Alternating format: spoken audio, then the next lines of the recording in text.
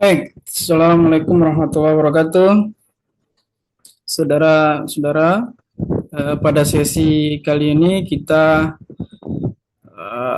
akan membahas sebuah topik yang sangat penting dan sangat relevan kami kira ya di dalam kehidupan kita saat ini dalam menjalani kehidupan berbangsa dan bernegara, yaitu Gerakan Nasional Anti Korupsi dan peran lembaga-lembaga terkait, termasuk di dalamnya KPK, Indonesian Corruption Watch, Ombudsman, ya, dan peran serta masyarakat.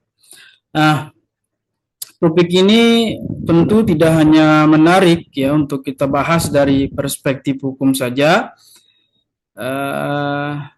dan kebijakan publik tentunya, akan tetapi juga sangat dekat dengan atau juga sangat relevan dengan nilai-nilai moral gitu ya, serta pendidikan karakter yang ini tentunya menjadi ruh bagi dunia pendidikan itu sendiri, termasuk kalau kita berbicara dalam konteks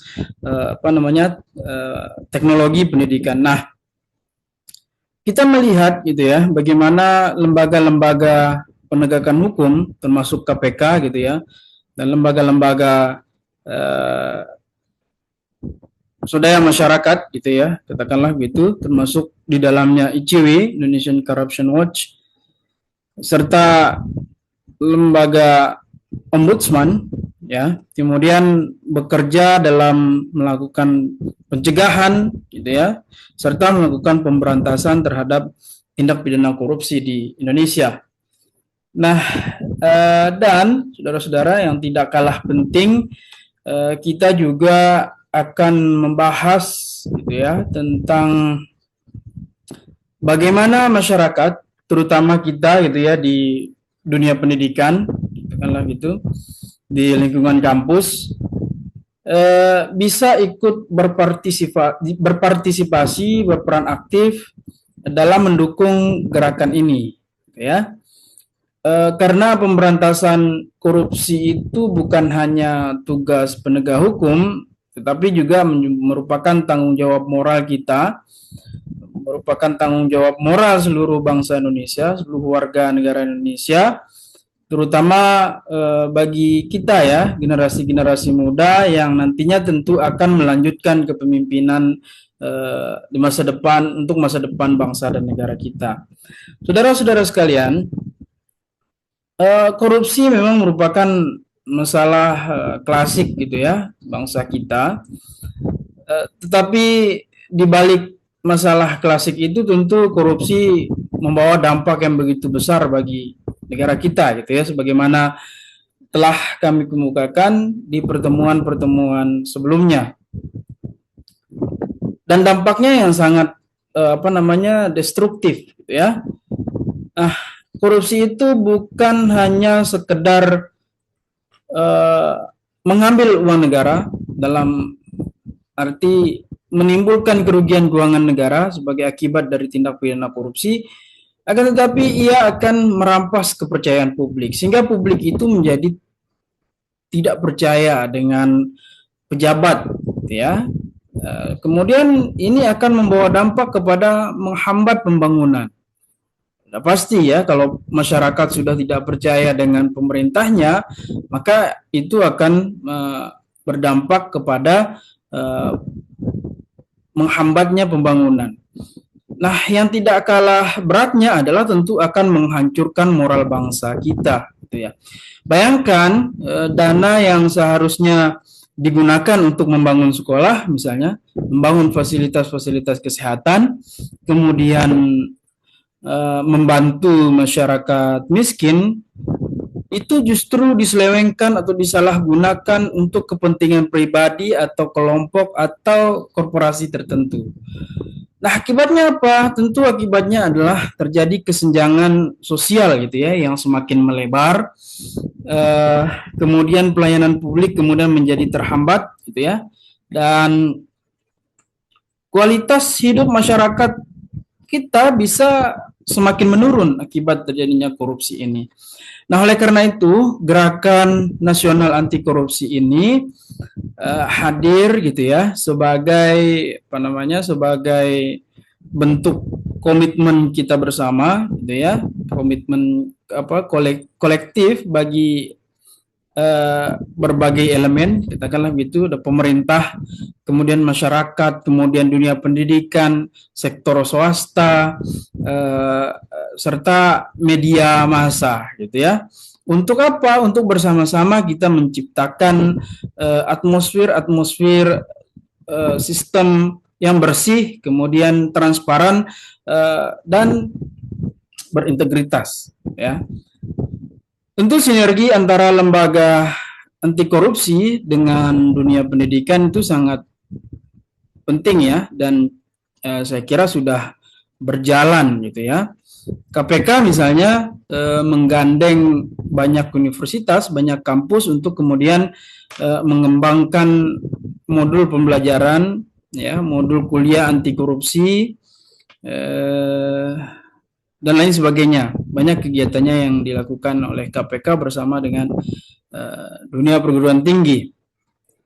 Nah, saudara-saudara sebagai mahasiswa program studi teknologi pendidikan tentunya punya peran yang sangat strategis gitu ya, punya peran yang sangat strategis, sangat baik gitu ya, dalam menciptakan media pembelajaran yang menarik. Selain menarik itu juga harus tentu efektif gitu ya, bisa berupa video edukatif gitu ya. Kami saudara untuk tugas ujian tengah semester sudah saya tugaskan untuk membuat pamflet-pamflet atau selebaran-selebaran ajakan anti korupsi gitu ya. Dan tentu di tugas akhir nanti, akhir semester ya, tentu saudara diminta untuk membuat video edukatif ya. Nah, tentu ini sebagai sebagai bentuk gitu peran strategis saudara dalam melakukan pencegahan, terutama ya dalam pencegahan untuk tindak pidana korupsi. Selain itu, selain video edukatif, tentu saudara bisa menggunakan simulasi misalnya atau game interaktif hingga platform e-learning gitu ya, tentang nilai-nilai kejujuran dan nilai-nilai integritas gitu. Nah, saudara-saudara sekalian, pemberantasan korupsi ini tidak bisa hanya mengandalkan hukum dan sanksi saja ya. Artinya represif itu tidak bisa kita andalkan ya, meskipun itu efektif gitu ya, tapi pencegahan justru lebih lebih pencegahan dini yang harus kita lakukan gitu ya. Ada budaya integritas yang harus kita tanamkan gitu ya.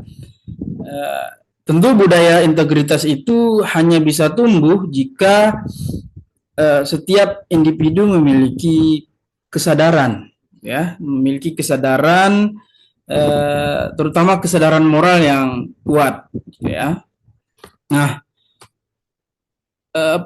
kita tentu harus memulai dari diri sendiri dulu, ya, dari diri sendiri, jujur dalam melakukan hal-hal yang kecil, kemudian disiplin dalam mengerjakan tugas, serta bertanggung jawab terhadap amanah yang diberikan, terutama oleh dosen gitu ya. Nah, karena sejatinya korupsi bukan hanya soal uang, sekali lagi korupsi itu bukan hanya soal uang, tetapi soal mentalitas gitu ya, soal mentalitas. Dan tentunya kalau kita menginginkan bangsa ini maju gitu ya, dapat bersaing dengan negara-negara lain, dapat bersaing dengan negara-negara yang maju gitu, maka mentalitas itu yang harus kita ubah, katakanlah itu ya, mentalitas yang harus kita ubah. Nah, sebagai insan pendidikan, sebagai calon pendidik, tentu tugas saudara dan tugas saya sebagai dosen, sebagai pendidik gitu ya, tentu tidak hanya mencerdaskan otak gitu ya, tidak hanya memberikan pembelajaran untuk mencerdaskan intelektual saja, akan tetapi juga menanamkan uh, apa uh, menanamkan di dalam hati nurani saudara-saudara, gitu ya. Selain intelektual kan ada emosional dan spiritual, gitu ya. Nah, maka tentu melalui pendidikan, melalui teknologi dan kesadaran sosial, kita tentu dapat menjadi bagian, gitu ya, dari Gerakan Nasional Anti Korupsi.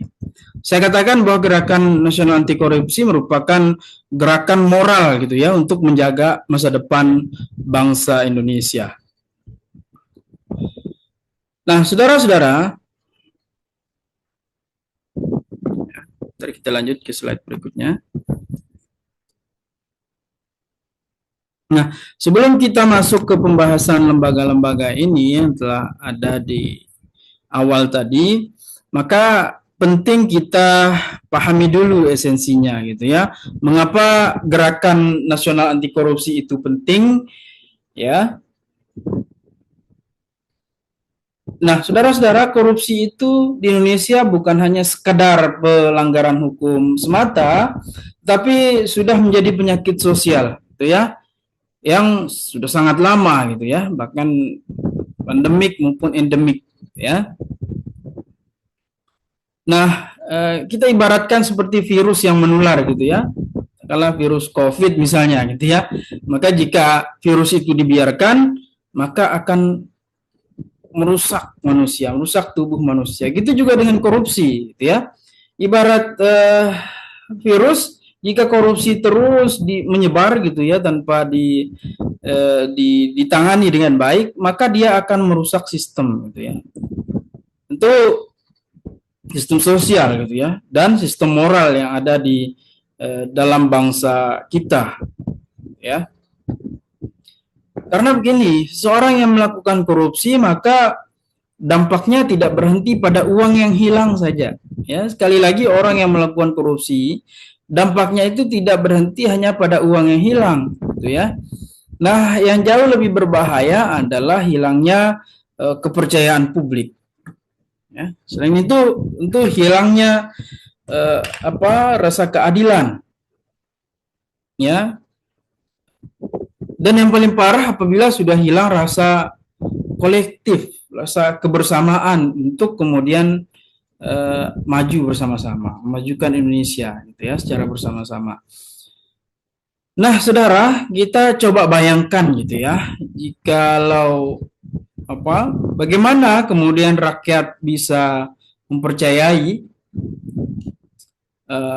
pemimpinnya jika yang mereka lihat justru contoh yang sangat buruk dari ketamakan dan penyalahgunaan kekuasaan, abuse of power yang digunakan oleh pejabatnya. Nah, sehingga masyarakat tentu tidak akan termotivasi untuk bekerja keras, gitu ya, jika mereka tahu keberhasilan itu lebih seringkali ditentukan oleh suap dan koneksi, itu ya. Apabila keberhasilan itu ditentukan oleh ordal, kalau kata anak-anak zaman sekarang, gitu ya, maka tentu ini orang tidak akan termotivasi untuk kerja, gitu ya, karena keberhasilan seseorang ditentukan dari adanya ordal, gitu. Nah, inilah mengapa kemudian korupsi itu tidak hanya disebut sebagai financial crime, tetapi juga disebut sebagai moral crime, ya. Tidak hanya kejahatan berkaitan dengan keuangan saja, tetapi kejahatan moral, gitu. Nah, saudara-saudara, ini ya, kita coba lihat, gitu ya, mengapa atau apa alasannya sehingga Gerakan Nasional Anti Korupsi itu sangat penting.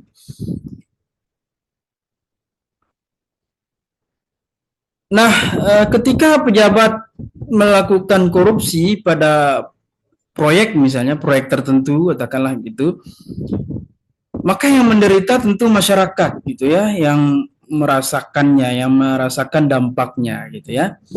Masyarakat yang misalnya sehari-hari bekerja melewati proyek itu, katakanlah proyek jalan misalnya, proyek jalan itu sehingga masyarakat melewati jalan yang cepat rusak gitu ya, dan tentu itu akan berdampak kepada meningkatnya risiko kecelakaan. Ya, contoh lain misalnya ketika dana bantuan sosial diselewengkan, dilakukan oleh mantan menteri beberapa tahun yang lalu gitu ya. Ketika dana bantuan sosial itu kemudian diselewengkan, maka dampaknya tentu kepada masyarakat yang katakanlah berhak untuk menerima bantuan sosial itu jadi tidak dapat memperoleh haknya dengan baik, gitu ya. Nah, misalnya yang selanjutnya ketika anggaran pendidikan juga dikorupsi, maka yang seharusnya dapat beasiswa jadi tidak dapat gitu karena sudah diambil haknya oleh orang yang tidak berhak. Jadi saya mengatakan bahwa korupsi itu bukanlah kejahatan yang berdiri sendiri, tentu itu merampas hak-hak rakyat gitu ya. Dan ada juga yang mengatakan bahwa korupsi itu bertentangan dengan melanggar hak asasi manusia, sebagaimana kita sudah kemukakan beberapa minggu yang lalu itu, ya. Yang dampaknya semua terasa dari dilihat dari berbagai lini kehidupan gitu ya, tidak hanya pada suatu sisi saja, melainkan dari banyak lini kehidupan yang merasakan dampaknya gitu ya.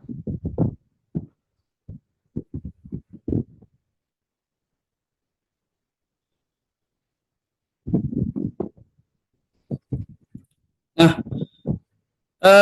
mengapa gerakan anti korupsi sangat penting? Itu yang pertama adalah korupsi itu menghambat pembangunan nasional. Seperti yang saya kemukakan tadi ya, soal proyek tadi. Kemudian setelah itu korupsi itu menurunkan kepercayaan publik terhadap pemerintah dan lembaga pendidikan.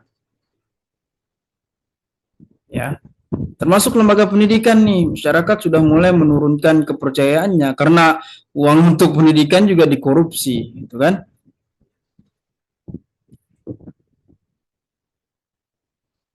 Kemudian yang ketiga, korupsi itu menjadi ancaman bagi keadilan sosial dan kemajuan bangsa. Itu sudah pasti gitu ya.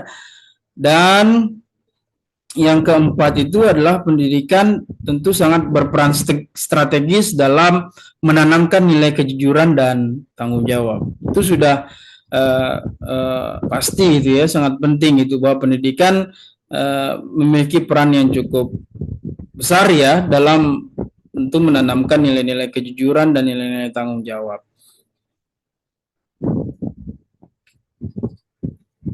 Lalu yang berikutnya, ini ya berkaitan dengan pengertian dan tujuan Gerakan Nasional Anti Korupsi. Ya mungkin sebagian kita sudah mendengar gitu ya apa Gerakan Nasional Anti Korupsi. Ya mungkin dilihat di berita atau di seminar gitu ya atau di tempat lain, tetapi belum memahami maknanya secara utuh, bahwa gerakan ini bukan hanya sekedar kampanye moral saja gitu ya, tetapi juga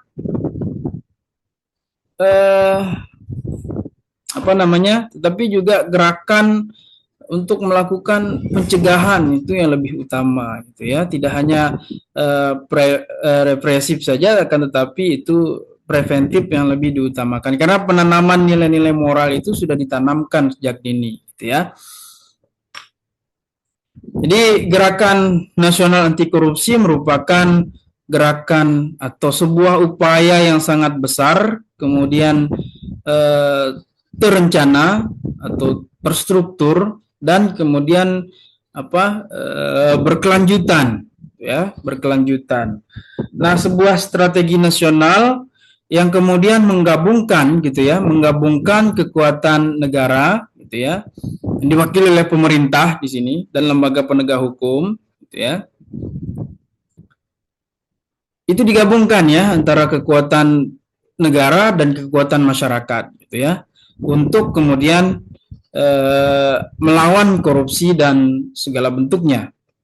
Nah, jadi ini bukan gerakan sporadis yang muncul karena momentum gitu ya, tapi ini adalah gerakan kolektif yang kemudian itu merupakan hasil strategi dari berbagai elemen bangsa, mulai dari pemerintah ya, pemerintah pusat maupun daerah, kemudian lembaga penegak hukum seperti KPK, kejaksaan, kemudian kepolisian, ya, LSM, lembaga swadaya masyarakat seperti Indonesian Corruption Watch atau ICW, gitu ya, dan media massa itu juga ikut andil dalam pencegahan tindak korupsi, termasuk dunia pendidikan di situ, ya, hingga masyarakat sipil secara luas.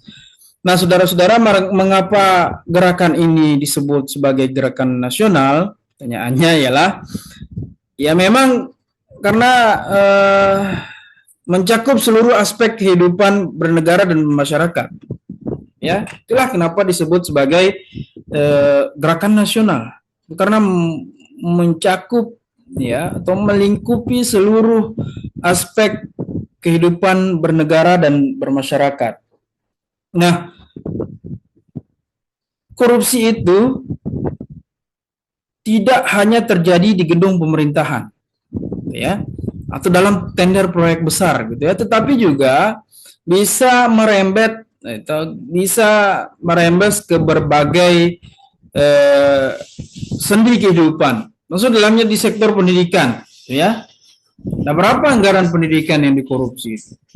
Ya, di bidang ekonomi, apalagi di bidang kesehatan, ya, bahkan dalam interaksi sosial sehari-hari. Nah, maka gerakan nasional anti korupsi ini kemudian hadir untuk mempersatukan, gitu ya, atau menyatukan semua langkah perjuangan, ya, langkah semua pihak untuk berjuang, gitu ya, melawan korupsi sehingga tidak terpecah-pecah menjadi terkonsentrasi, saling mendukung, gitu ya, kemudian saling memperkuat satu sama lain.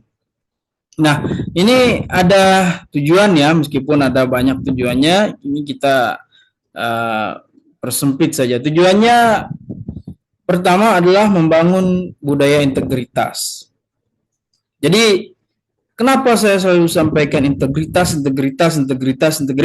di setiap kali tatap muka? Saya mengatakan bahwa integritas itu merupakan kunci, gitu ya.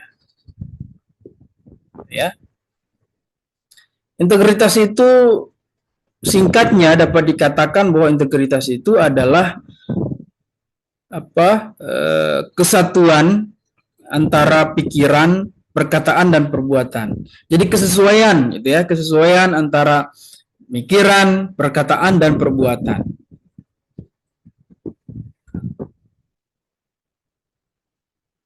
Nah, seseorang yang berintegritas, gitu ya, tidak akan berkata jujur di depan publik, tetapi berbuat curang di belakang layar, gitu ya. Ia tentu konsisten antara nilai dan tindakan. Nah, tentu gerakan nasional anti korupsi ini tentu berupaya untuk membangun budaya integritas, ya, seluruh lapisan masyarakat. Mengapa budaya? Gitu ya. Pertanyaannya adalah kenapa budaya?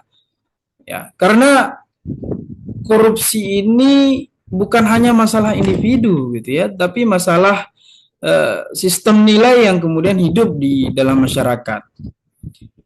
Jika masyarakat kita masih mentolerir ya suap kecil, ya, gratifikasi atau manipulasi data, maka korupsi akan terus tumbuh subur, gitu ya. Dan kalau terus tumbuh subur, maka tentu itu akan lama kelamaan itu akan dianggap menjadi hal yang biasa. Jadi membangun budaya integritas itu berarti menanamkan kesadaran bahwa kejujuran itu bukan sekedar pilihan pribadi, akan tetapi itu merupakan kewajiban sosial, ya. Yang tentu budaya integritas itu harus menjadi karakter kita, gitu ya, menjadi karakter kita. Gitu. Dan disinilah dunia pendidikan, terutama perguruan tinggi ya, punya peran yang sangat strategis untuk membangun budaya integritas. Nah, karena bangsa yang hebat itu bukan dibangun oleh banyaknya orang cerdas, gitu ya, tetapi dibangun oleh banyaknya orang yang berintegritas. Gitu ya. Cuma banyak orang cerdas tapi nggak berintegritas, gitu kan? Itu yang menjadi soal di kita ini. Karena kebanyakan orang cerdas tapi nggak berintegritas. Nah, tujuan yang kedua adalah memperkuat sistem pencegahan dan pengawasan. Ini penting gitu ya. Jadi gerakan anti korupsi itu tidak boleh hanya berfokus pada penindakan saja, OTT, menangkap, mengadili, menghukum hingga pada akhirnya pelakunya ditempatkan di lembaga pemasyarakatan. Tidak hanya itu gitu ya, itu bagian dari penindakan.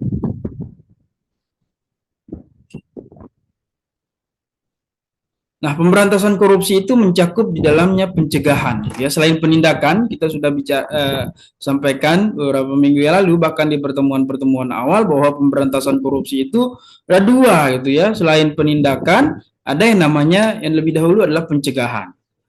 Ya. Nah, karena kalau kita menindak korupsi yang sudah terjadi, maka dapat dikatakan bahwa kita itu telah terlambat, gitu ya. Karena uangnya sudah dipakai dulu, sudah diambil gitu ya. Nah, meskipun ada mekanisme pengembalian kerugian keuangan negara gitu ya, tapi dalam hal pemberantasan korupsi kita sudah terlambat karena terlebih dahulu ada upaya pencegahan di situ. Maka Gerakan Nasional Anti Korupsi itu mementingkan pencegahan sejak dini, pencegahan terlebih dahulu. Jadi pencegahan itu di awal gitu ya, baru kalau tidak bisa lakukanlah apa yang namanya penindakan, ya. Nah, tujuan yang ketiga adalah tentu mendorong partisipasi aktif masyarakat, gitu ya. Dalam apa? Tentu dalam hal pengawasan publik. Nah, gerakan ini tidak akan berhasil, kalau menurut saya ya, tidak akan berhasil kalau tanpa peran serta daripada masyarakat. Tentu setiap organ negara memiliki peran yang namanya disebut sebagai social control, gitu ya. Social control kemudian menjadi pengawas sosial tentu terhadap jalannya pemerintahan, terhadap jalannya birokrasi, gitu ya. Tentu masyarakat bisa melaporkan penyimpangan-penyimpangan yang terjadi, kemudian melakukan pengawasan terhadap anggaran publik, gitu ya. Bahkan berpartisipasi, gitu ya, dalam forum-forum diskusi yang diadakan, gitu ya. Untuk apa? Tentu untuk mendorong kebijakan yang apa namanya pro rakyat lah, kebijakan yang lebih transparan, gitu ya. Contoh misalnya kita punya saat ini gitu ya, kita punya kita punya platform pelaporan gitu ya, di Ombudsman mungkin ada, kemudian di KPK kemudian juga ada gitu ya. Silahkan nanti dibuka website KPK dan website Ombudsman gitu ya, lapor.go.id, silahkan dibuka gitu ya.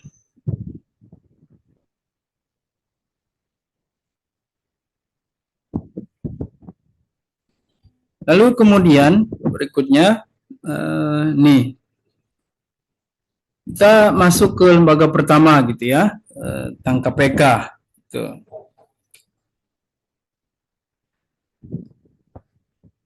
Jadi KPK ini bukan apa namanya, bukan lembaga penegak hukum biasa gitu ya. KPK ini dibangun atau dibentuk berdasarkan keresahan gitu ya, kegelisahan kegelisahan kita bangsa Indonesia terhadap maraknya praktik korupsi yang itu telah lama gitu ya, telah lama mengakar dan membudaya di dalam sistem pemerintahan dan birokrasi kita di Indonesia. Itu KPK ini didirikan berdasarkan Undang-Undang Nomor 30 Tahun 2002 pertama kali gitu ya. Ya, tentu KPK ini apa istilahnya gitu ya, didesain sedemikian rupa sebagai lembaga yang independen gitu ya. Tidak berada di bawah kekuasaan lembaga manapun. Meskipun di akhir-akhir kemarin bahwa KPK itu berada di bawah presiden berdasarkan undang-undang yang baru gitu ya. Ada berbagai kontroversi. Tapi pada semangat awalnya adalah KPK itu dibangun berdasarkan kegelisahan gitu ya, kegelisahan kita sebagai bangsa yang kemudian merasa gelisah karena banyaknya kasus korupsi yang terjadi di Indonesia. Semangat awalnya seperti itu ya, bahwa KPK ini tidak berada di bawah kekuasaan manapun gitu ya, serta memiliki kewenangan yang sangat kuat gitu ya untuk melakukan pemberantasan terhadap tindak pidana korupsi. Nah, lahirnya KPK ini tentu merupakan tekad bangsa Indonesia ya untuk kemudian melawan korupsi secara serius dan sistematis gitu ya. Nah, sejak awal berdirinya KPK tentu memiliki beberapa tugas yang diatur dalam undang-undang ya. Ini saya persempit gitu ya. Nanti saudara bisa membaca di undang-undangnya.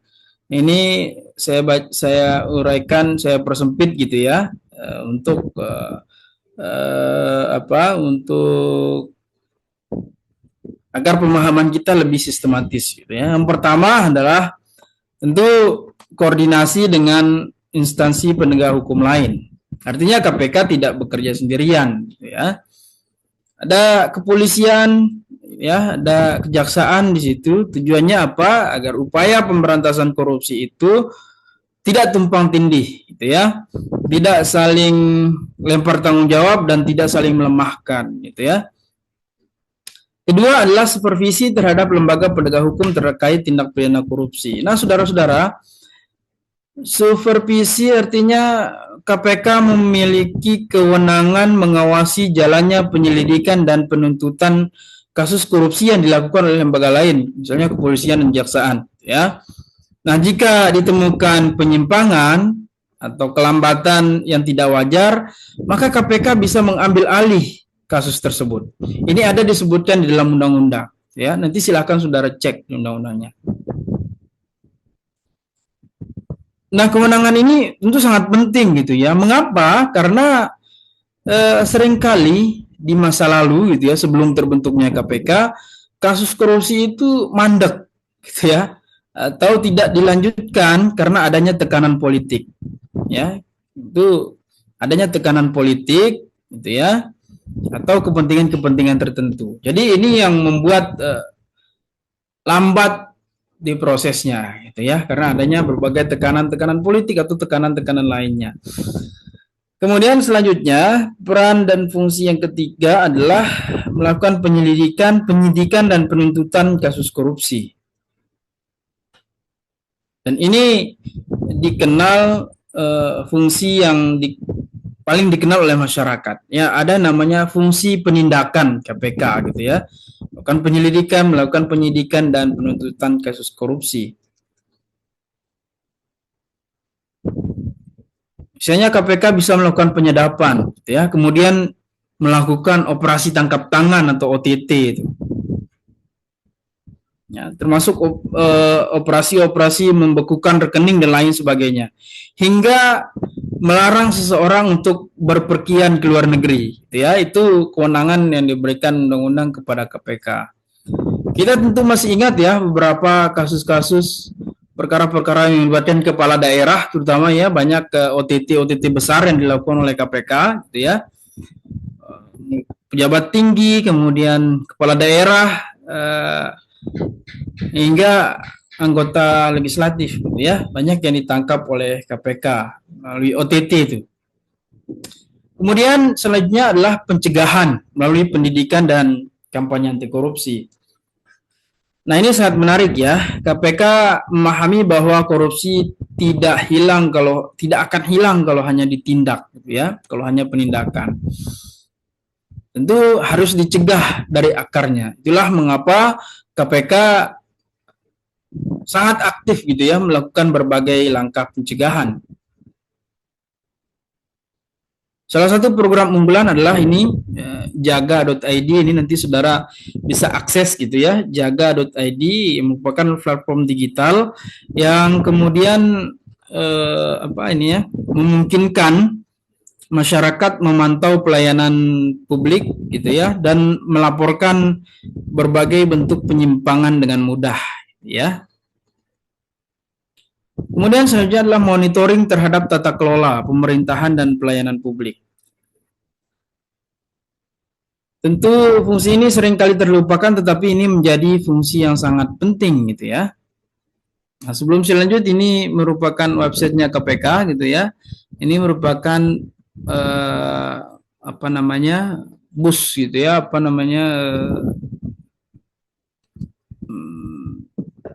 yang biasa dilakukan oleh KPK gitu ya. Untuk tindakan pencegahan gitu ya. Lalu selanjutnya monitoring terhadap tata kelola.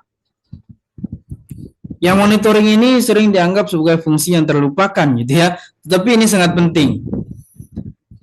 Melalui sistem laporan kekayaan pejabat negara atau yang kita kenal dengan LHKPN gitu ya, laporan harta kekayaan penyelenggara negara itu KPK memastikan gitu ya, pejabat publik bersikap transparan, kemudian bersikap terbuka mengenai sumber kekayaannya gitu ya. Itulah kayak ini memang sederhana tapi dampaknya amat besar gitu ya terhadap untuk membangun budaya keterbukaan gitu ya.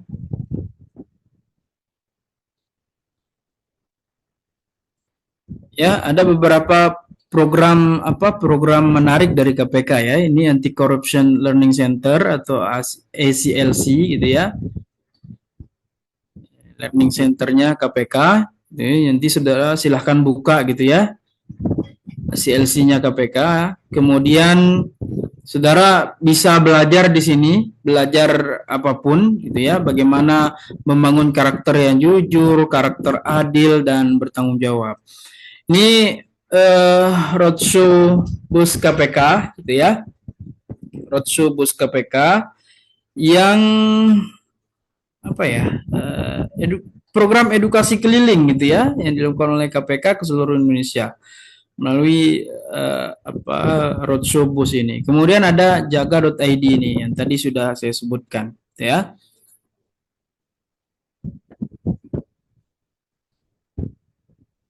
Nah, kemudian yang berikutnya mengenai lembaga ini ada buah lembaga gitu ya, Indonesian Corruption Watch atau yang biasa disingkat oleh wartawan gitu ya, disebut sebagai ICW atau kita singkat ICW gitu ya.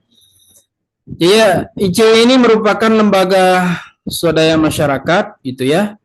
Artinya bukan lembaga yang dibentuk oleh pemerintah gitu ya, melainkan lembaga atau organisasi masyarakat sipil atau orang sering menyebutnya lembaga swadaya masyarakat atau LSM yang melakukan pengawasan terhadap korupsi gitu ya.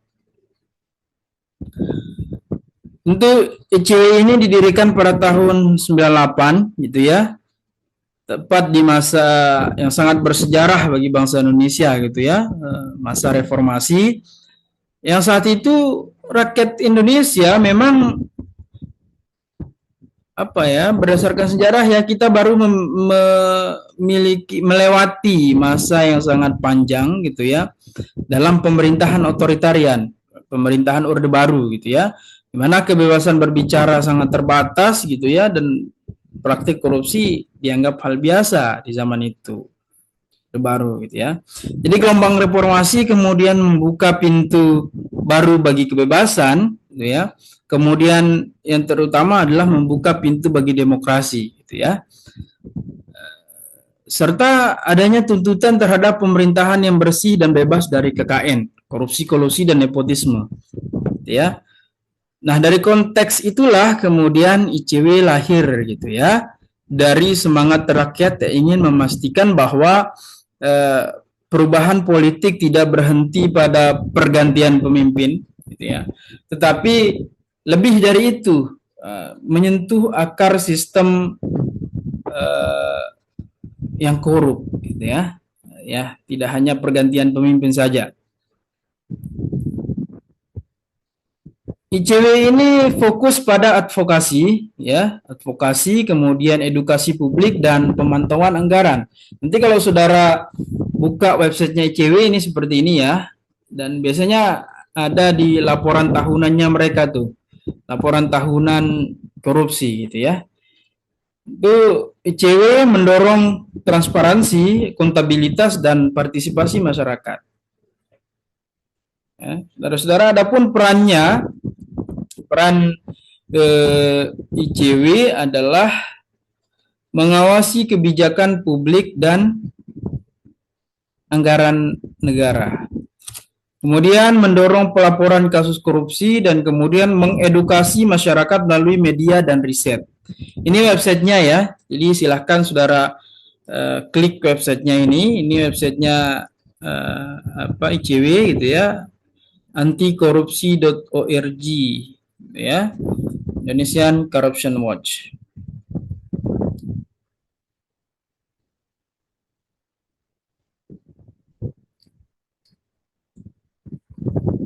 Ya, biasanya ICW juga sering menggandeng kampus gitu ya, sekolah-sekolah, pokoknya lembaga pendidikan, kemudian untuk bekerja sama menanamkan nilai-nilai atau pencegahan anti korupsi.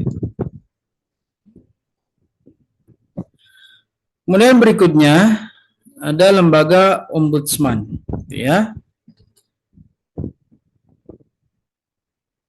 Ya, kita mungkin gitu ya, banyak orang yang tidak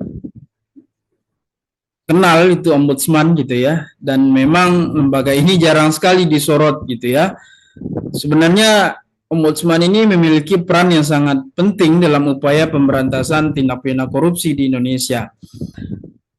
Nah, ombudsman ini merupakan lembaga negara yang independen, gitu ya, lembaga negara independen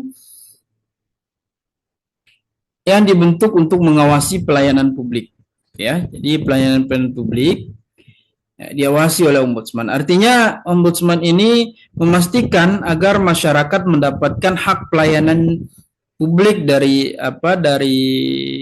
pelayan publik gitu ya. Hak yang baik dan adil, kemudian sesuai dengan aturan pemerintah itu sendiri, baik di tingkat pusat maupun di tingkat daerah. Ya, kalau KPK itu fokus pada penindakan, ya, penyidikan, penuntutan, gitu ya, maka ombudsman ini fokus pada ombudsman fokus pada bekerja pada level yang lebih dekat dengan kehidupan sehari-hari masyarakat, terutama dalam hal maladministrasi, gitu ya. Tentu maladministrasi ini mencakup banyak hal, gitu ya. Bisa berupa penundaan berlarut dalam pelayanan, gitu ya, penundaan yang berlarut di dalam pelayanan publik. Kemudian apa kira-kira ya, adanya pungutan liar, gitu ya, pungli, itu bisa menjadi wewenangnya. Kemudian penyalahgunaan wewenang, gitu ya, diskriminasi di dalam pelayanan, dan bahkan pengabaian kewajiban pelayanan publik. Misalnya gitu ya, ketika seseorang sudah mengurus KTP selama berbulan-bulan tetapi tidak kunjung selesai tanpa alasan yang jelas, maka itu bisa dikategorikan sebagai maladministrasi. Atau ketika ada pejabat yang meminta uang, gitu ya, meminta uang agar sebuah urusan cepat untuk diselesaikan, itu juga termasuk maladministrasi, ya. Dan ini menjadi kewenangan ombudsman gitu ya.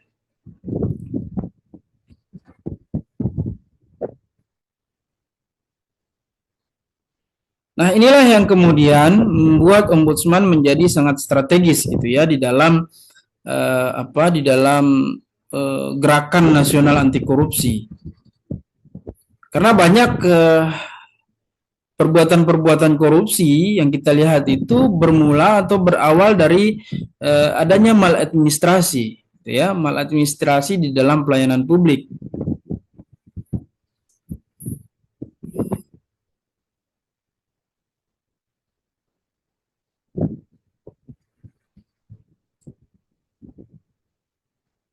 Nah, ini ya,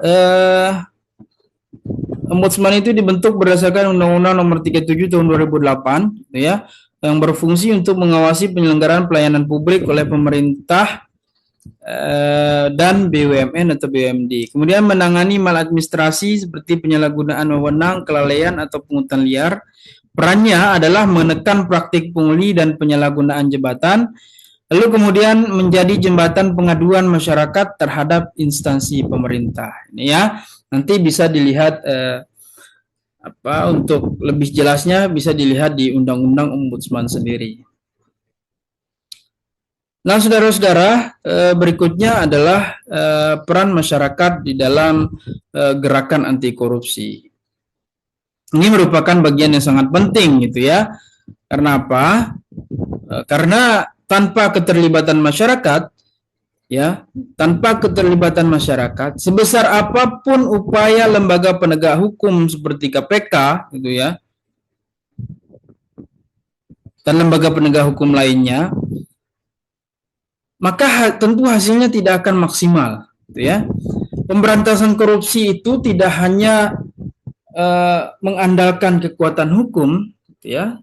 Pemberantasan korupsi itu harus menjadi gerakan moral dan sosial yang tumbuh gitu ya, dan dari kesadaran masyarakatnya sendiri. Bayangkan ya saudara-saudara, kalau masyarakat itu diam ya, kalau masyarakat memilih cuek ketika melihat praktik curang di sekitarnya, maka korupsi ini akan terus tumbuh subur gitu ya.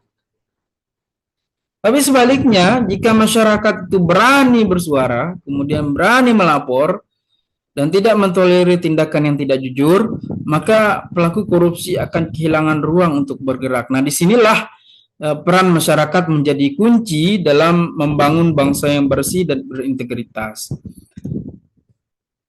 Nah, peran masyarakat ini bisa kita lihat dari berbagai sisi tentunya ya.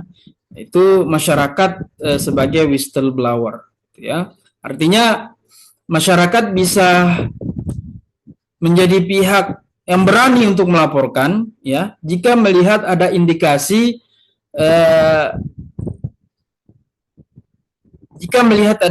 korupsi, gitu ya, atau penyimpangan anggaran, gitu ya, atau penyalahgunaan wewenang. Ya banyak ya kasus-kasus besar ya, saudara, kasus-kasus besar yang terbongkar justru karena keberanian seseorang untuk melaporkan. Ya, bukan karena temuan lembaga penegak hukum, gitu ya. Tapi memang menjadi whistleblower itu kami akui tidak mudah, gitu ya. Tidak mudah, ada risiko sosial, bahkan yang lebih parahnya ada pengancaman, gitu ya.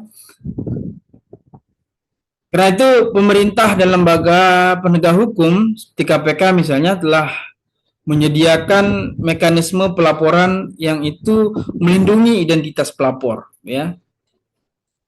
Nah, disinilah pentingnya keberanian masyarakat gitu ya untuk melapor gitu ya. Keberanian, kemudian kesadaran moral masyarakat untuk kemudian berani untuk melapor. Kemudian yang kedua, masyarakat sebagai edukator sosial atau pendidik sosial. Setiap kita, karena kita juga termasuk masyarakat ya, punya peran yang sangat penting, gitu ya, punya peran untuk mendidik orang di sekitar kita. Ya tentu bukan hanya lewat kata-kata gitu ya, tapi lewat perilaku sehari-hari. Ketika seseorang disiplin, maka atau tidak menerima ataupun memberi suap, jujur di dalam pekerjaannya, ya, dan menolak ikut arus budaya koruptif, gitu ya, maka itu sudah menjadi pendidikan moral yang sangat luar biasa, gitu ya. Masyarakat yang menjunjung tinggi kejujuran dan tanggung jawab, maka akan melahirkan lingkungan yang sehat, gitu ya, di mana tentu korupsi itu tidak mempunyai tempat lagi untuk tumbuh. Gitu. Kira-kira seperti itu. Kemudian berikutnya, masyarakat itu sebagai pengontrol sosial, artinya mengawasi penggunaan anggaran publik. Kita tahu gitu ya bahwa program pemerintah seperti dana desa, misalnya bantuan sosial, apalagi itu proyek pembangunan, ya tentu itu dilakukan di tengah masyarakat kan. Nah, masyarakat punya hak gitu, sekaligus tanggung jawab untuk mengawasi jalannya program-program itu, ya. Dengan ikut menghadiri musyawarah desa, misalnya kalau di tingkat desa, kemudian memantau pembangunan atau memeriksa laporan penggunaan anggaran, gitu ya. Tentu masyarakat itu ikut untuk menjaga, gitu ya, agar uang negara itu benar-benar dipakai, benar-benar digunakan untuk kepentingan masyarakat, kepentingan rakyat. Sinilah transparansi dan partisipasi publik, gitu ya. Transparansi dan partisipasi publik sebagai fondasi utama, gitu ya, pencegahan korupsi di tingkat akar rumput yang paling bawah, gitu ya. Nah, berikutnya, masyarakat sebagai agen perubahan digital, gitu ya. Agen perubahan digital. Nah, di era digital sekarang ini, gitu ya, media sosial bisa menjadi luar biasa, gitu ya, untuk menyebarkan pesan-pesan integritas. Nah, masyarakat, terutama generasi muda saat ini, generasi saudara-saudara ini, bisa menggunakan media sosial, gitu ya, untuk membuat konten edukatif. Nanti di tugas akhir saudara ini merupakan bagian dari tugas akhir saudara nanti, gitu ya. Kemudian konten-konten edukatif untuk kampanye-kampanye anti korupsi atau sekedar menyebarkan informasi positif ya tentang kejujuran dan tanggung jawab. Ya, tugas ujian tengah semester saudara nih, ya, membuat konten atau membuat selebaran-selebaran, pamflet-pamflet gitu ya tentang ajakan untuk tidak melakukan korupsi.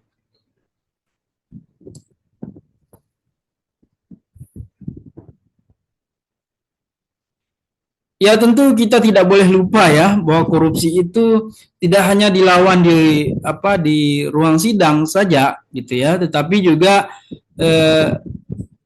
dilawan di ruang publik, kemudian dilawan di dunia maya, di medsos, gitu ya, di tempat mana opini dan kesadaran itu dibentuk. Nah, saudara-saudara sekalian, tentu masyarakat yang melek terhadap informasi ini dan berani melapor ini adalah merupakan tameng terkuat bangsa ini.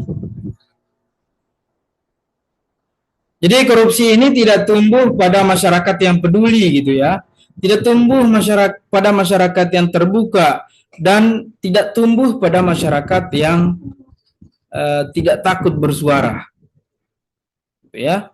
Tapi korupsi itu tumbuh subur di mana? Korupsi itu tumbuh subur di tempat yang orang-orangnya diam, kemudian menutup mata, gitu ya, atau bahkan atau bahkan takut untuk bersuara, sehingga menganggap korupsi itu menjadi hal yang biasa. Nah, disitulah tempat tumbuh suburnya korupsi itu.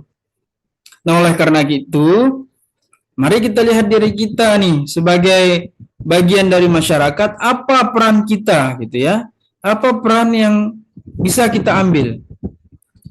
Kita bukan penegak hukum gitu ya, tapi kita bisa menjadi agen integritas ya di tengah-tengah masyarakat kita.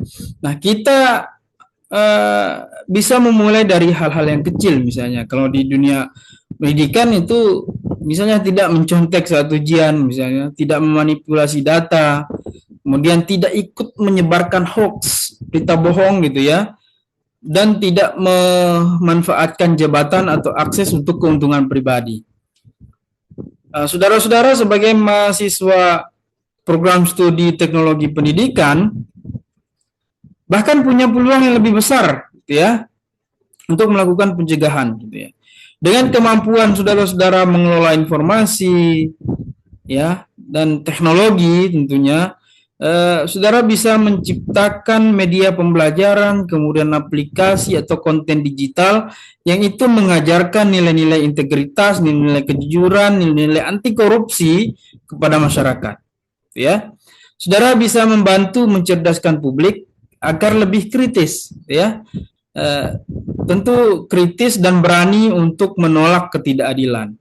Jadi saudara-saudara sekalian, gerakan anti korupsi bukan hanya milik lembaga atau aparat penegak hukum ya, tetapi gerakan anti korupsi ini merupakan milik kita semuanya ya. Ketika masyarakat bergerak bersama, kemudian melapor, mengawasi, mendidik, dan menyuarakan kejujuran, maka sistem yang kotor itu akan perlahan berubah, ya. Dan yang perlu kita ingat adalah perubahan besar selalu dimulai dari langkah-langkah yang kecil, ya. Langkah kecil yang konsisten. Dari keberanian individu yang mengatakan saya tidak mau ikut korupsi, ya, saya mau jujur. Nah, itulah titik awal dari bangsa yang berintegritas. Nah, saudara, berikutnya sinergi dunia pendidikan dan lembaga anti korupsi. Tentu kalau kita berbicara tentang pemberantasan korupsi, kita tidak bisa hanya mengandalkan hukum dan penindakan saja gitu ya. Berkali-kali saya kemukakan itu. Nah, karena korupsi bukan semata-mata persoalan hukum, tetapi juga persoalan moral dan budaya bangsa gitu ya, budaya bangsa kita.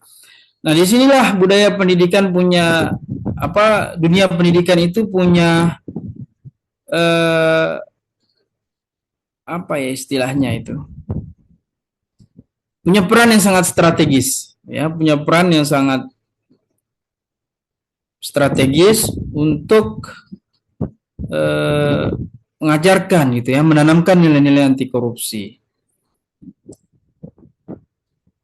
Nah, dunia pendidikan itu merupakan tempat yang paling efektif untuk menanamkan nilai-nilai integritas sejak dini. Tentu di sekolah dan di kampus itu merupakan tempat pembentukan karakter gitu ya. Nah, lembaga seperti KPK ya sangat menyadari hal ini, karena itu KPK tidak hanya bergerak dalam bidang penindakan gitu ya, tetapi juga mereka bergerak di bidang pencegahan sebagai bagian dari pemberantasan korupsi gitu ya. Saya sudah mengatakan beberapa minggu yang lalu bahwa sekali lagi saya ulang bahwa pemberantasan korupsi itu tidak hanya berbicara soal penindakan, tapi juga yang terlebih dahulu adalah berbicara soal pencegahan. Ya, jadi pencegahan dilakukan terlebih dahulu. Salah satunya adalah melalui memasukkan kurikulum pendidikan anti korupsi dalam dalam kurikulum di pendidikan tinggi, gitu ya.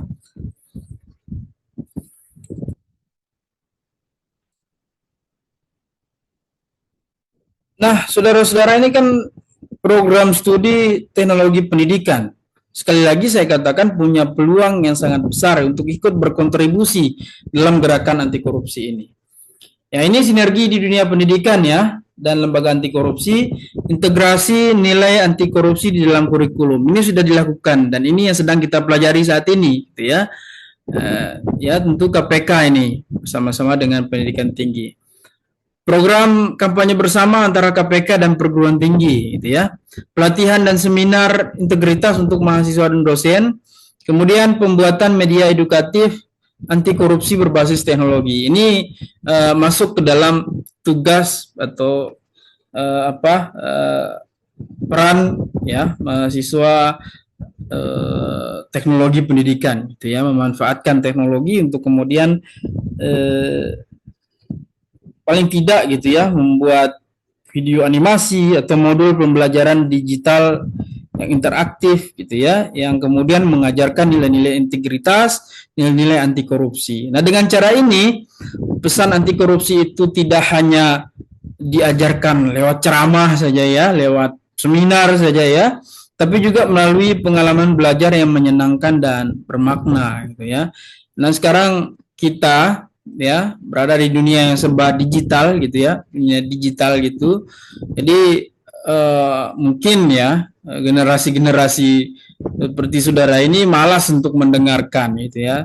Saudara lebih senang untuk melihat konten gitu ya, melihat selebaran-selebaran pamflet-pamflet yang lewat di Instagram saudara, di TikTok saudara gitu ya.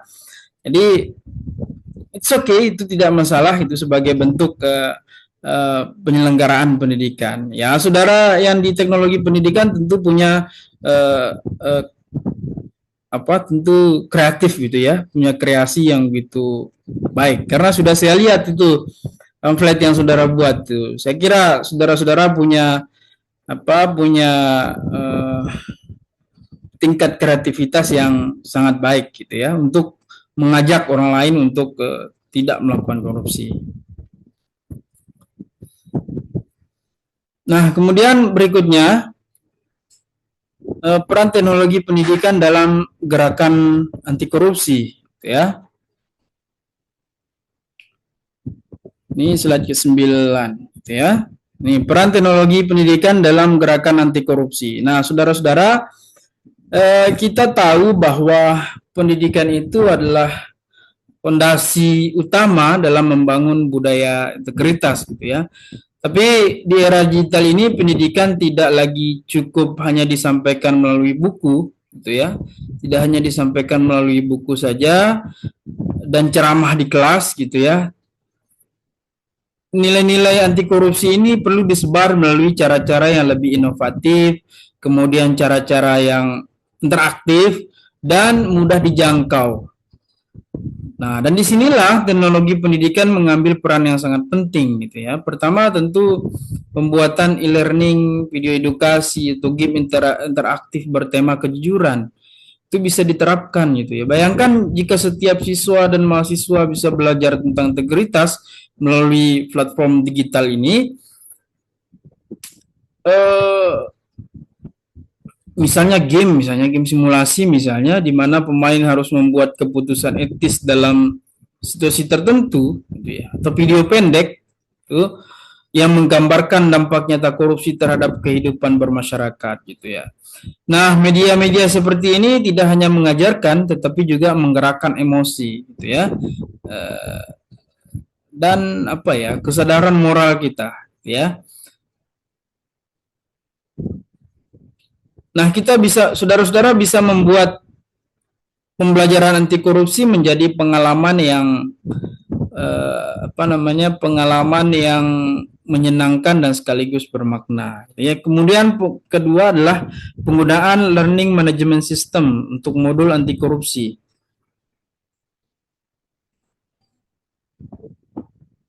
Ini bisa digunakan ya, materi seperti etika publik, kemudian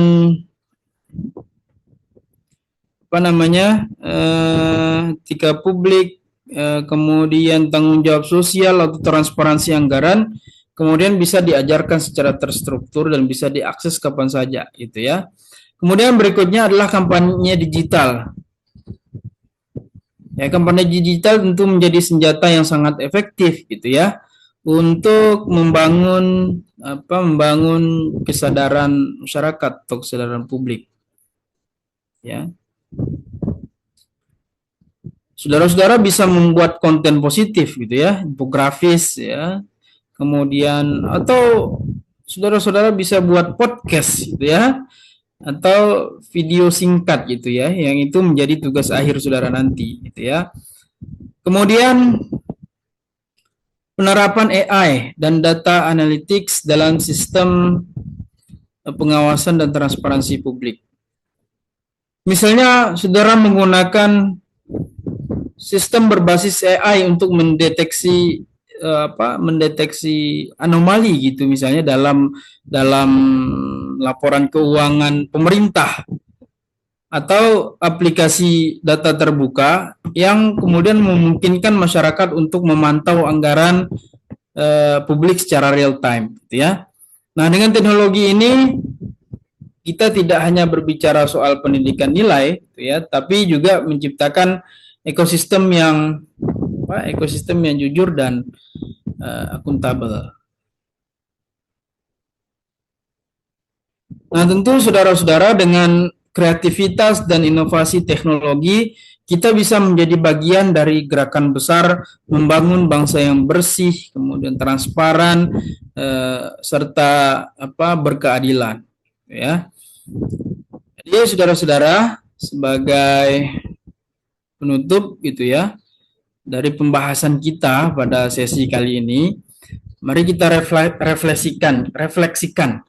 refleksikan kembali makna dari seluruh materi yang sudah kita pelajari tentang gerakan nasional anti korupsi dan peran lembaga-lembaga terkait, ya.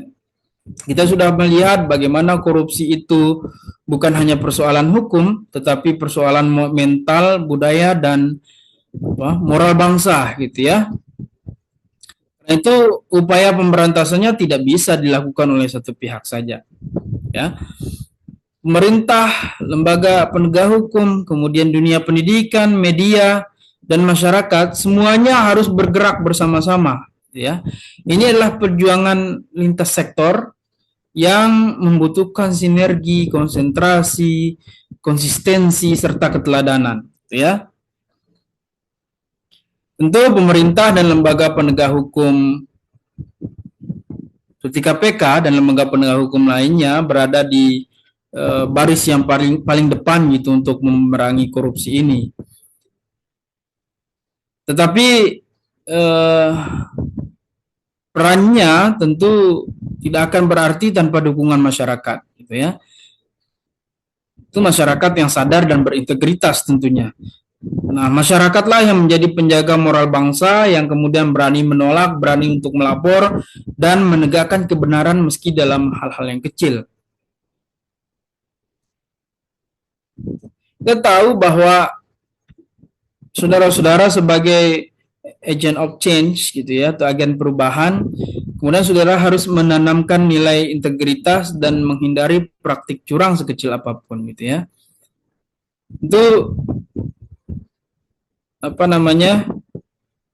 dunia pendidikan, gitu ya, dan teknologi yang kita tekuni ini pun memiliki peran strategis, gitu ya, dalam membangun budaya anti korupsi yang berkelanjutan. Nah, melalui inovasi-inovasi pembelajaran, gitu ya, media digital, gitu, serta sistem informasi dan komunikasi yang transparan, itu kita bisa menciptakan ekosistem pendidikan yang bersih dan akuntabel, gitu ya. Teknologi itu bukan hanya alat untuk belajar, tetapi juga sarana untuk menanamkan nilai-nilai integritas, nilai-nilai kejujuran, nilai-nilai tanggung jawab, nilai-nilai keterbukaan, nilai-nilai anti korupsi, gitu ya.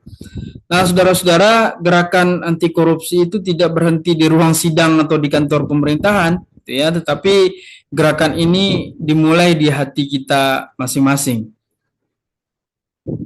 ya. Nah, jadi mari kita bawa semangat ini kemanapun kita pergi, gitu ya.